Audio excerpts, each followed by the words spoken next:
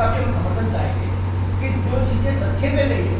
उन चीजों को तथ्य से परे हट के एक जांच अधिकारी जिसकी खुद की भूमिका संदिग्ध है आज दिन तक, उनका आप देखेंगे पिछला बैकग्राउंड देखेंगे तो उन्होंने कहाँ अपनी नियुक्ति पे रहे और उस नियुक्ति के दौरान उन्होंने किस तरीके से उनका आचरण रहा, स्वतः आपको प्रतीत हो जाएगा ये सारी चीजें हमने तथ्य के साथ आपको दी है। एक जो बड़ी बात है कि किस तरीके से मंत्री जी को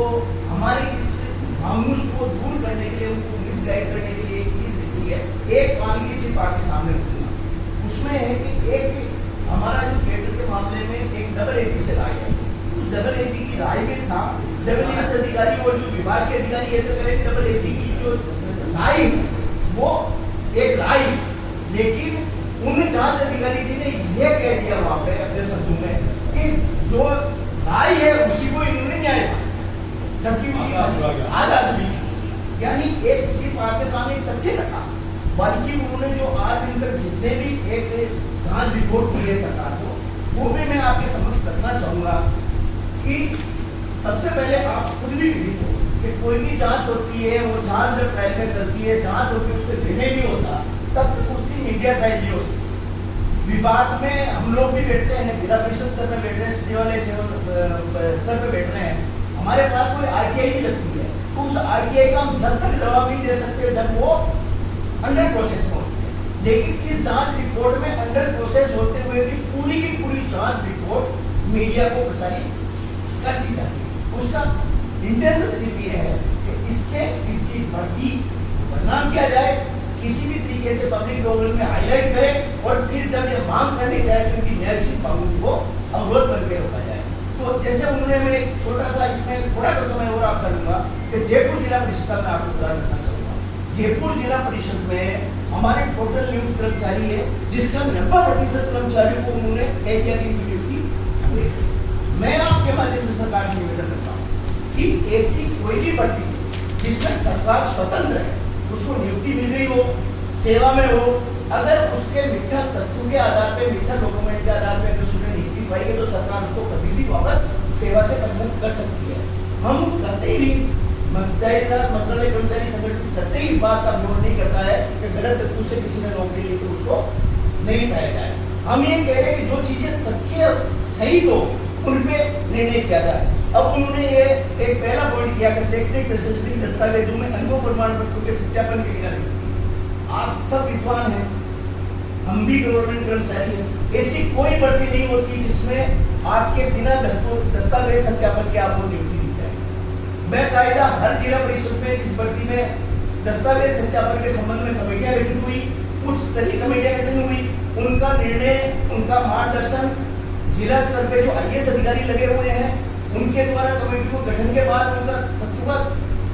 बेकायदा उनका वैलिड थे तो उनको नियुक्तियां दी। अब बिना तथ्यों के ऐसी कौन सी हिंदुस्तान के अंदर भर्ती है जिसमें तथ्यों को नहीं देखते हुए नियुक्ति दे दी गई? ये पहले ही हम इस जांच रिपोर्ट के पहले पॉइंट को हम यहाँ खत्म करते हैं। दूसरा पॉइंट ये कहते हैं 529 अभ्यर्थियों के मूल अनुभव प्रमाण पत्र जिला परिषद में उपलब्ध नहीं है, उसके आधार पर 529 अभ्यर्थियों को ये कहते हैं कि अभ्यर्थी सही नहीं। मैं निवेदन करना चाहूंगा आपके माध्यम से सरकार से कि जो मूल दस्तावेज है उसको कमेटी के सामने पेश किया, कमेटी ने मूल दस्तावेजों का सत्यापन कर दिया, सत्यापन के बाद में वो दस्तावेज तो अभ्यर्थी को मिल गए, उसके शैक्षणिक दस्तावेज सही थे तो उसको मेरिट सूची में चयनित कर दिया और उसको नियुक्ति प्रदान कर दी। अब अगर वो दस्तावेज वहां नहीं मिले या वो ये कह रहे हैं बिना उनके उन्होंने रेज किया कि अनुभव प्रमाण पत्र नहीं मिले। अनुभव प्रमाण पत्र जैसे 10वीं की मार्कशीट होती है, 12वीं की मार्कशीट होती है, बीए की मार्कशीट होती है, एमए की मार्कशीट होती है, स्पेशल क्वालिफिकेशन की कोई मार्कशीट होती है, उसी की तरह अनुभव प्रमाण पत्र भी एक दस्तावेज माना गया। तो दस्तावेज अगर उनको नहीं मिलता है उसके कारण वो अपात्र घोषित करते हैं तो दस्तावेज संबंधित अभ्यर्थी से मांग लेते हैं। इतनी जल्दबाजी क्या थी कि त्रुटि से हटकर, तथ्यों से परे हटकर जांच रिपोर्ट को पेश करके उसको वेरीफाइड इंटेंशन ऑटोमेटिक हो रहा और उसमें की कोई बात नहीं, वो जांच रिपोर्ट विभाग में दे देते था, तब भी हमारे को किसी तरह का कोई नोटिस इशू होता तो नोटिस के संदर्भ में हम हमारा प्रतिवेदन सरकार को दे देते, विभाग को दे देते। लेकिन उन्होंने उस जांच रिपोर्ट को सबमिट करने के साथ ही मीडिया में प्रचारित किया, यानी 529 अभ्यर्थी अपने आप में वो संदिग्ध श्रेणी में उन्होंने डाली, जबकि ये चीज डालनी नहीं थी। तो मेरा आप सभी से अनुरोध है, आपको एक एक बिंदु वाइज जो बिंदु हमारे हैं जिसमें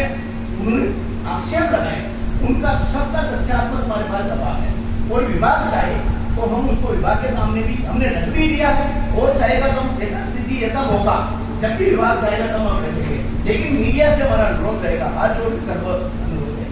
कि भर्ती 2013 के नाम से पंचायती राज के 16,000 कर्मचारियों को एक वर्ग विशेष के माध्यम से एक व्यक्ति विशेष के द्वारा टारगेट किया जा रहा है। और सबसे बड़ा एक लॉजिक आप समझेंगे, भर्ती 2013 में स्टार्ट होती है और 2022 तक विभिन्न चरणों में भर्ती होती है। 33 जिला परिषदें भर्ती करती है। इस 7-8 साल 10 साल के पीरियड के अंदर 33 जिला परिषदों में 33 कलेक्टर बैठते हैं, तो 7-8 सालों में करीब 3 कलेक्टर चेंज होते हैं, तो करीब 100 के लगभग तो आईएएस चेंज हुए। यानी इस भर्ती प्रक्रिया में 100 आईएएस के मार्गदर्शन था और करीब 400 से 500 के लगभग आरएस अधिकारियों का मार्गदर्शन था, जो सचिवालय से लेकर जिला परिषद में सीओ के रूप में पदस्थापित थे। तो क्या इतना बड़ा प्रशासनिक अमला जिसके निर्देशन में इतनी बड़ी भर्ती होती है, तो क्या इतने बड़े लेवल पे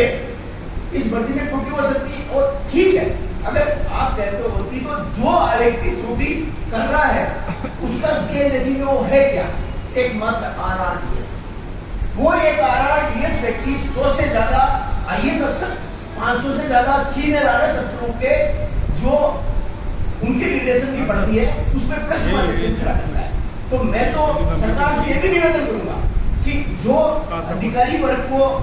बदनाम करने के लिए एक पूर्ण षड्यंत्र के तौर पे, एक प्रायोजित प्रोग्राम के तौर पे कार्यक्रम किया गया, तो इसकी विस्तृत जांच उस जांच करने वाले अधिकारी को साथ में रखेंगे, तब इसकी बात की यथार्थ सबके सामने आएगा। तो मैं निवेदन करूंगा, जांच के संबंध में भी सारे तथ्य पॉइंट टू पॉइंट इसमें आपके पास है। अगर कोई भी ऐसा तथ्य हो